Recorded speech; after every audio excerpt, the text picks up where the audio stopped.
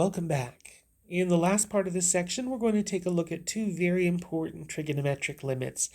These limits in particular, we're going to use them later on in Chapter 2. So keep them in mind. They're definitely very important ones, not just something I'm introducing just for fun now, but something that we'll definitely need to make use of later on. The first one, the limit as x goes to 0 of sine x over x, and that limit being 1. That one I'm not providing a proof for in this video. I'll definitely prove it in class, and I might make a separate video on the proof for sine x over x, the limit being 1. It's something that takes a little bit of graphing and a little bit of thinking about trig functions and geometry.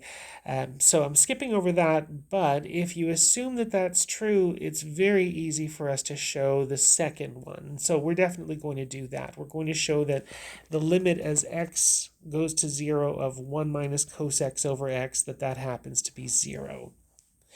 So when you first start off and you're looking at your limit as x going to 0, you might think about direct substitution. And of course, if you try that, you'll get 1 minus 1, you'll get 0 for the top, and you'll get 0 for the bottom.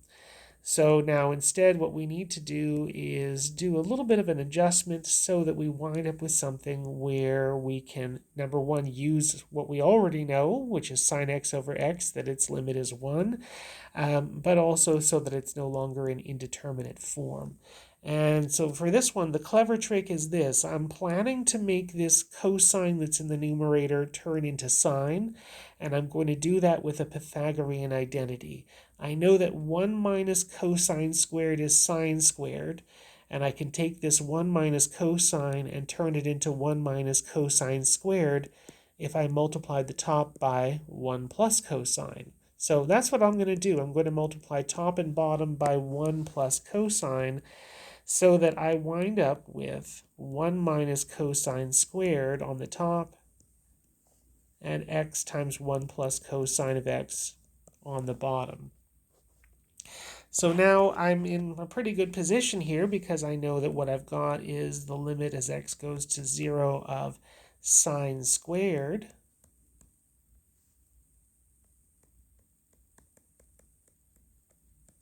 And now I'm just going to finish this off over here and say, well, this quotient that I've got, I could actually split it up into three separate things. So limit as x goes to 0 of sine x. I have sine x over x. And I have a 1 over 1 plus cosine of x. So all I've done really from this last step to this one is taking what I have and splitting it into three separate factors. So instead of sine squared, I have sine times sine, and instead of the x and the 1 plus cos x being together, they're separated. So now I've got three separate things, and if each of these has a limit that exists, then the limit as x goes to 0 should just be the three little limits multiplied together. So here I can quickly check as x goes to 0, sine of x goes to 0. That's a limit that exists. As x goes to 0, sine x over x, using our previous limit law, that goes to 1. So that's something that exists. And as x goes to 0 for this last one, 1 plus cosine of x would go to 2. So you'd have a half. All three things, the limit exists. The limit for sine is 0. The limit for sine x over x is 1. The limit for 1 over 1 plus cos x is a half. So our limit should be 0 times 1 times a half, which is 0. So this is a very useful limit law, but one thing I do want to point out is that it can be used in a couple of other ways. So right now I have this written as the limit as x goes to 0, sine x over x, but what if it wasn't sine of x? What if it was something like sine of 2x, and it was divided by 2x? Well, I mean, the good news here is, of course, as x goes to 0, 2x is also going to 0 as well. So you would be able to say that, yes, as limit x goes to 0, that sine of 2x over 2x would also go to 1 for the same reason. And in fact, would do the same thing for 1 minus cosine of 2x over 2x. As long as what's inside the trig function matches, then the limit as x goes to 0, or the limit of whatever this is goes to 0, should go to 1. So that means that if we had something that wasn't matching, we would have to do something to get it to match in order to use our limit law. So let's do a couple of examples of that in action.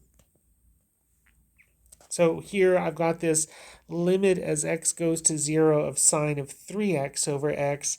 And so I note for myself that if this had been something like sine of 3x over 3x, then I would have been able to use my previous limit theorem, and that would have fixed things.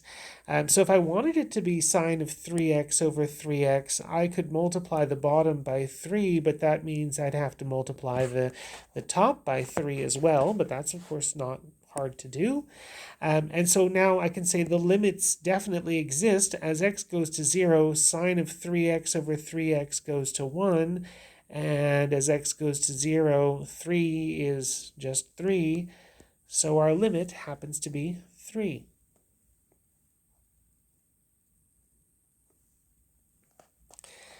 So here I've got cosecants, and so if I'm looking at this, number 1, cosecant of 0, that's terrible. That's all sorts of undefined, and cosecant of 0 again is all sorts of undefined. So this is definitely a big problem for us. So I can't do direct substitution, but then I think to myself about the fact that cosecant is the reciprocal of sine. So I could say to myself, well, instead of cosecant of 3x in the numerator, I could have sine of 3x in the denominator, and do the same thing with the cosecant of 5x in the denominator. I could make it a sine of 5x in the numerator.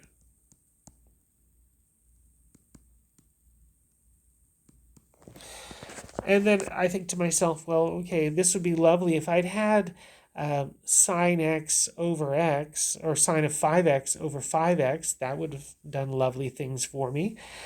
So let's think about this. If I were going for x going to 0 of sine of 5x over sine of 3x, I could get my 5x to happen if I just multiplied by 5x later on. And if I'm thinking about the sine of 3x, I mean, it would be nice if I had sine of 3x having a matching 3x. So I think to myself, well, okay, actually what I could do, I could just sort of delay that 5x, the accounting for it. I'll move that over later and say I'll put a 3x there as well. But of course, if I put a 3x in the numerator, I'll need a 3x in the denominator. So I've done a little bit of adjusting, and now I'm thinking about that, and I'm thinking I've got a couple of extra x's that are really superfluous, so I don't really need them after all. So if I just multiplied the top by a 3x and a 5, and the bottom by a 5x and a 3, or in other words, a 3 and an x and a 5, and a 3 and an x and a 5, just put them in different places, then I'd have 3 things where the limit would exist. As x goes to 0, sine of 5x over 5x would go to 1. As x goes to 0, sine of 3x over sine of 3x goes to 1. And as x goes to 0, sine of there's no sine there. As x goes to 0, 5/3 is just 5/3. And for that, I would say we get our limit as 5/3. Now, you might be pausing the video and asking yourself, well, hold on, how did you do that middle one? How did you claim that that one was 1 as well? And so here's my justification for why our limit law works in both the normal form and in the reciprocal form. If you were looking at the limit as x goes to 0 of 3x over sine of 3x, you could, if you were feeling ridiculous, rewrite it as x goes to 0 of 1 divided by sine of 3x over 3x.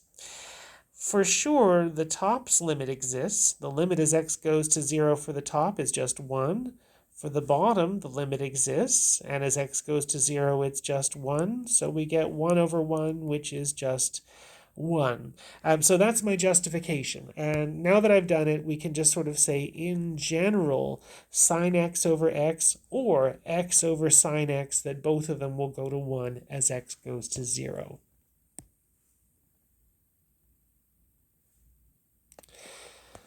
Okay, so I've got all kinds of things going on with this one. I've got sines and cosines in the numerator, and I've got a 3x in the denominator.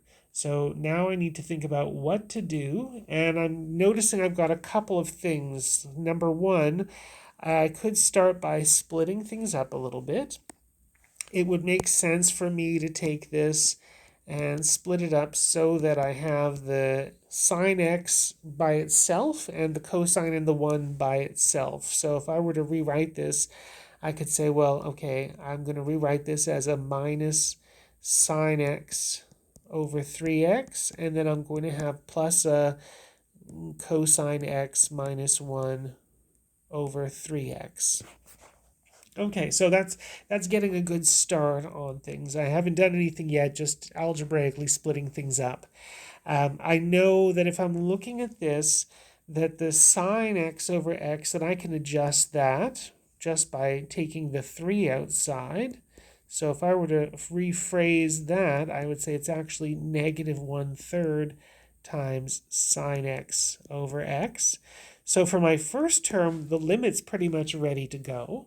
For the second one, I notice that this is close to what I'm supposed to have for my limit law. For cosine, it's 1 minus cosine.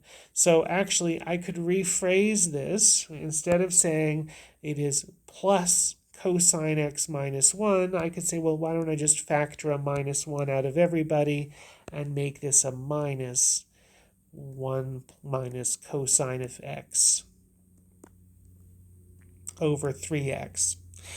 So that sort of fixes part of the problem. The other problem, of course, is this needs to be 1 minus cos x over x. And I'll do the same thing that I did with the sine and say, well, actually, I'll make it 1/3 times 1 minus cosine x over x. So all I've done here is a little bit of rewriting to get it into a little bit of a nicer form. And now I can use my limit laws and say, well, as x goes to 0, sine x over x goes to 1. So we get negative 1/3 times 1. And as x goes to 0, 1 minus cos x over x goes to 0. So we have 1/3 times 0. So negative 1/3 times 1 minus 1/3 times 0 gives me negative 1/3.